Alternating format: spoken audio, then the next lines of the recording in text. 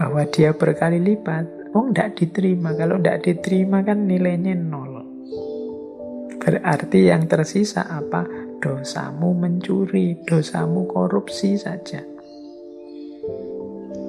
Jadi misalnya habis korupsi dipakai umroh misalnya, seolah-olah terus dosanya bisa hapus. Enggak. Kebalikannya malah, umrohnya tidak diterima. Kenapa? Karena menggunakan jalan yang jelek, jalan yang salah. Allah tidak menerima sedekahnya, Allah tidak menerima umrohnya. Kenapa? Jalannya keliru. Yang tersisa tetap hanya dosanya saja. Jadi matematikanya salah. Jadi ya kalau diterima, wong ya tidak diterima. Kenapa tidak diterima? Jalannya salah. Kalau jalannya salah kan tidak nyampe. Sedekah dengan jalan maling, tidak nyampe. Nah ini hikmah ya, kita sering mengkalkulasi seolah-olah kalau dosa kita sedikit dikurangi amal kita yang banyak, hasilnya masih plus. Ya jangan lupa nanti ada amal kecil bisa meruntuhkan dosa-dosa yang besar, dan sebaliknya ada dosa yang kecil bisa meruntuhkan amal-amal yang besar luar biasa. Kalau Allah menghendaki, maka jangan bangga dengan amal-amal kita yang besar, juga jangan putus asa dengan kurangnya amal-amal baik kita. Tetap berusaha, insya Allah nanti Allah datang dengan ridhonya.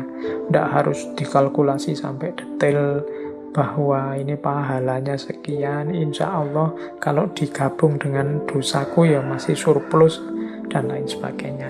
Lakukan kebaikan sebanyak mungkin yang kita mampu. Siapa tahu dari sekian banyak kebaikan salah satunya nanti yang berkenan menghadirkan ridhonya Allah.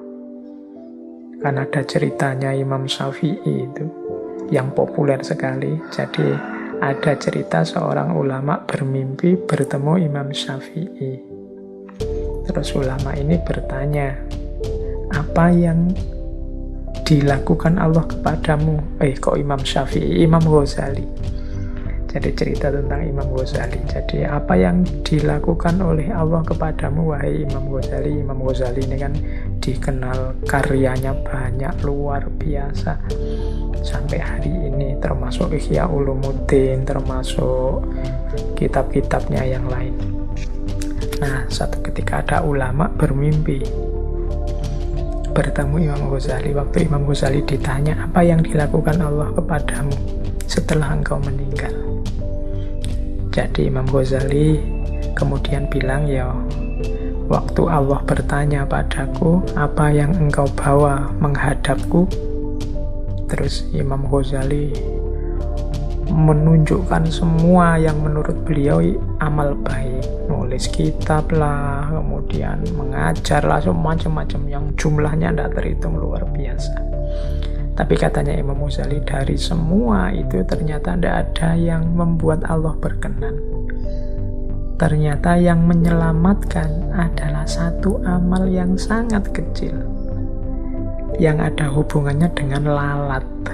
Jadi Imam Ghazali yang sebesar itu ternyata diselamatkan oleh lalat. Lalat itu laler.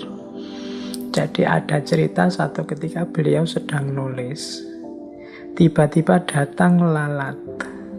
Nah, lalat ini terus menghisap tintanya, tinta yang beliau pakai untuk nulis. Dan beliau kasihan sama lalat itu, terus dibiarkan, silahkanlah hisaplah tinta itu sekenyang mungkin.